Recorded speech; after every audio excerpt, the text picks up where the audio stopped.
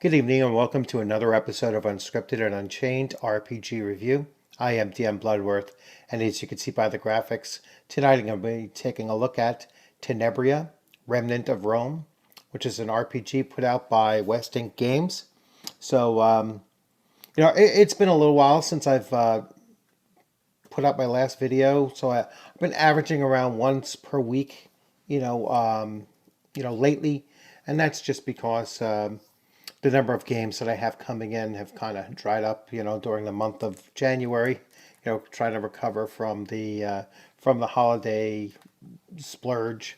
And so, I've been waiting for a few games to come through Kickstarter, and this is one of them. So, I will be doing a box opening in a moment. If you're not aware, Wedding Games had also put out Never Going Home. So this was the first RPG that I picked up from them. This one here is set in kind of like an alternate World War One type setting. So kind of almost like a steampunkish post-apocalyptic World War One setting. And this one here, I'm assuming, is set in Rome. All right, so the perhaps around the fall of the Roman Empire or thereabouts, considering it's a remnant of Rome. But we will see. This will be my first time taking a look at it. I'm actually going to do a true box opening here. So I got the deluxe edition of the Kickstarter, and that came with a PDF, but I did not bother to look at the PDF. That way, this is a first time experience with the game itself for myself and hopefully for many of you as well. So just popping this guy open and we shall see. So the very first thing I see is a set of dice with Roman numerals on them, and then I'm assuming that's the 6. So the 6 is the symbol of the Roman eagle. So that's pretty cool.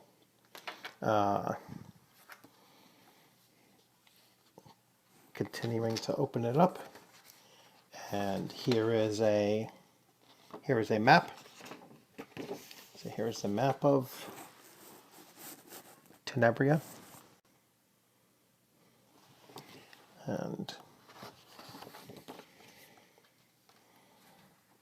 and here we go with the hardcover. So I'm going to take a look at this, so you can see the cover art is really nice. I like it. The book has that same feel that that their other soft covers, had felt as well. So it's kind of got that very velvety surface to it. Let's toss this off to the side, and we will take a look. So I haven't laid this out yet, and of course, camera is my secondary camera is not going to come up, and I don't know why. Oh, there it is. Oh, that was strange. Okay, it is there. I thought I had to refire up my computer because it was running really slow. And so let's see. Welcome to the world, to the end of the world.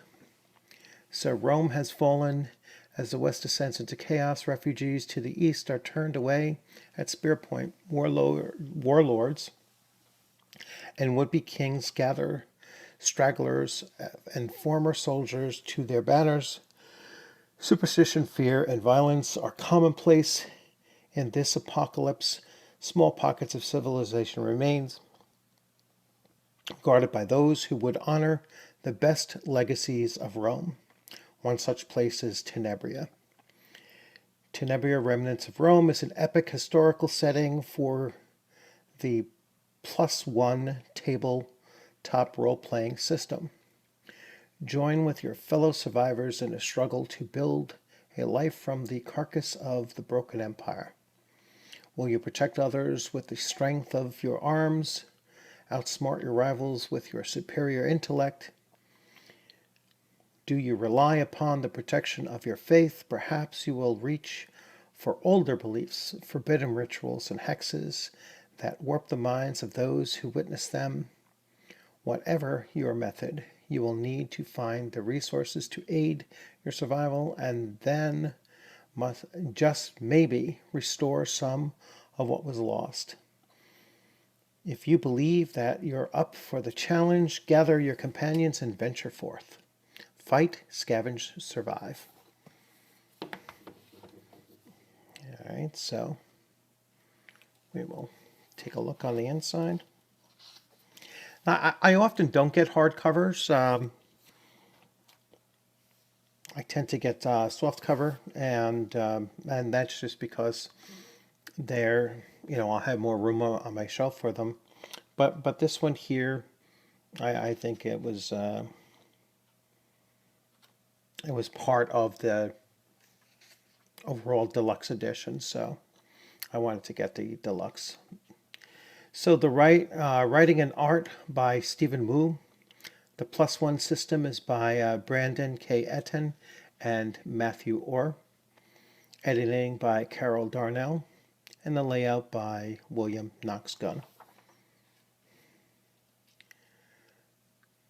So the buy-in. There's another look at the map.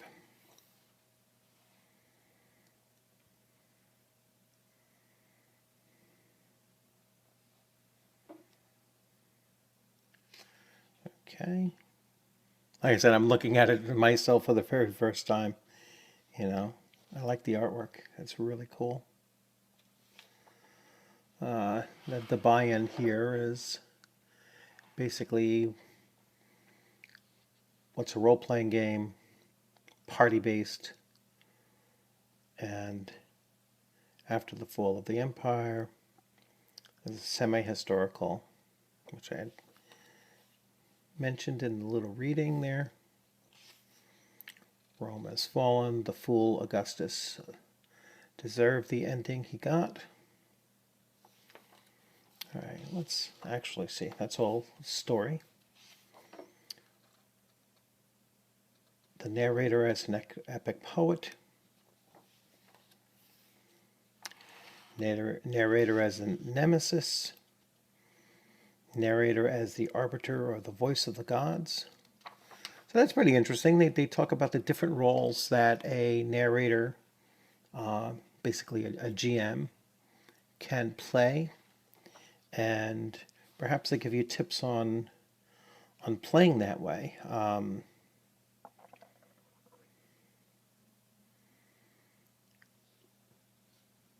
I think you play as all three, but it's just breaking down what the roles of a game master are, which are called a narrator in here, because you're having your players play out an epic tale. Character creation, that's what I was waiting for. So naming, ability scores. So every character, let's see if I've got this here. So every character starts with 12 points that they can distribute between the 3 abilities. Each ability score modifies the associated skills. The higher the ability, the better the odds of success skill rolls.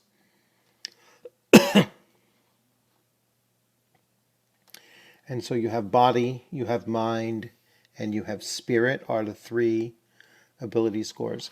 So this would not be this would not meet the OSR label in some sense, because it doesn't.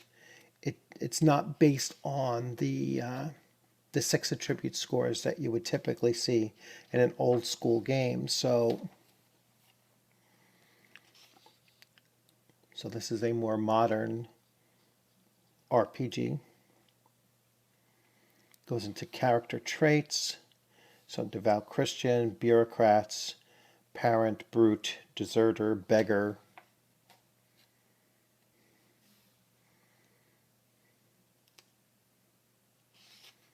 Okay. Resources. Each suit in a deck of cards represents a different type of resource. So, ever generous, the former Legionnaires award every new arrival to Tenebria with some gear, resources to help you get started. The resources are represented by 3 cards from the deck given by the narrator to the players upon creating the resource. Okay.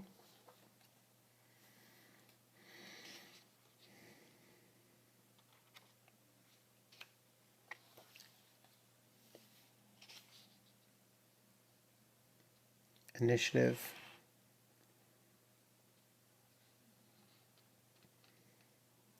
So this is what a character would basically look like. So the assailants, 2 assailants on the road have the following stat block. So body of 4, mind of 3, spirit of 3. They have skills of combat, literacy, and investigation. And it shows the number of levels they have in each of those. Explains how you go through the actions of combat here. Once again, I like the art style.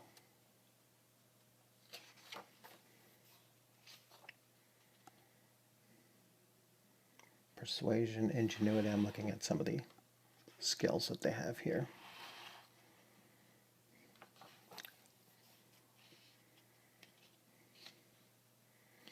Healing, so hearts go to body, clubs go to mind, diamonds go to spirit. So once again, you're using a deck of cards to determine some of the actions going on here. So you have 3 different stats for, that need to be healed.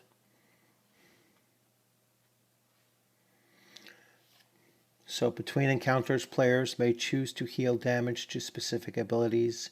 These are certain hexes that allow this healing to take place, but any player can perform the healing on themselves by using resources. Each resource heals the corresponding ability.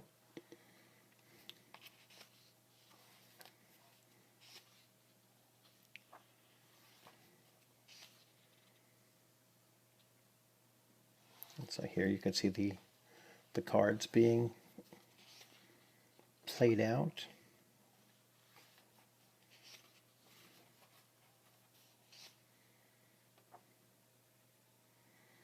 A loss of a character. As previously mentioned, if any of your abilities drop to 0, the character is lost. Either from physical wounds, from going insane, or from completely losing the will to fight for survival. In the dangerous world of the late 5th century, this was not uncommon. When this happens, don't fret. You can simply create a new survivor and rejoin your compatriots back to the relative safety of Tenebria. All right, so no multiple saving throws or anything like that. You hit 0 in any one of your 3 categories of health, and you are dead. Some notes about historical accuracy. Some more artwork.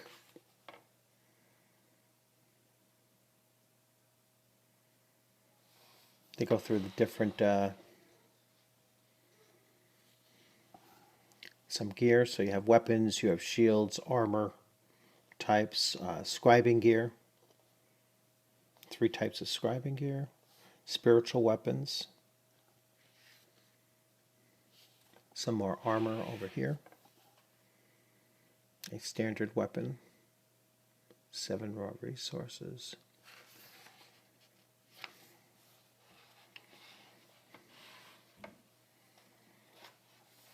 I'd actually love to go on YouTube and look to see if I can find some playthroughs,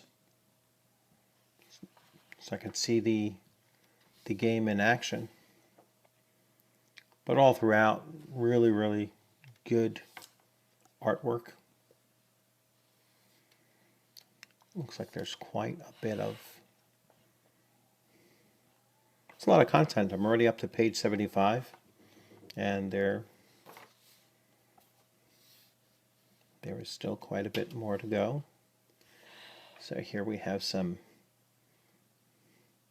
animals and NPCs.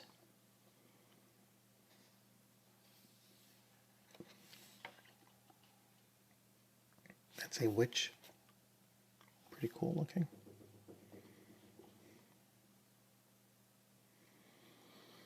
A cataphract.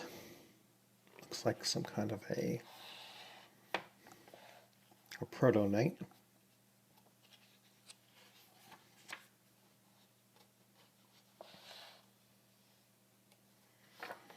I didn't see any fantasy creatures, so...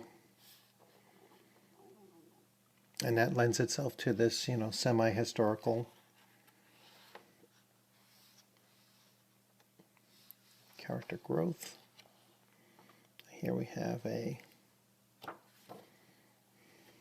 character sheet. And that's where having the PDF comes in handy, because you can, you know, easily make PDFs as well. So,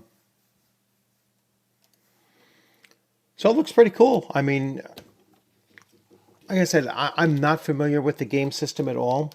So I'm going to look to see if I can find, like I said, find a video of playing the game. Interesting set of new dice, so more dice to add to the bucket. So anyway, I hope you enjoyed this video. I will, like I said, try to find some more information on how to play it. I've seen it, you know, at the same time that you are, you know, in many cases. So if you are familiar with the game and you want to leave a little tip about, you know, what I should be doing before jumping right into it and giving it a shot, please leave a comment down there. And if there's any other games that you'd like for me to take a look at, once again, always leave those comments there. They're very helpful in me spotting new games to showcase on the channel.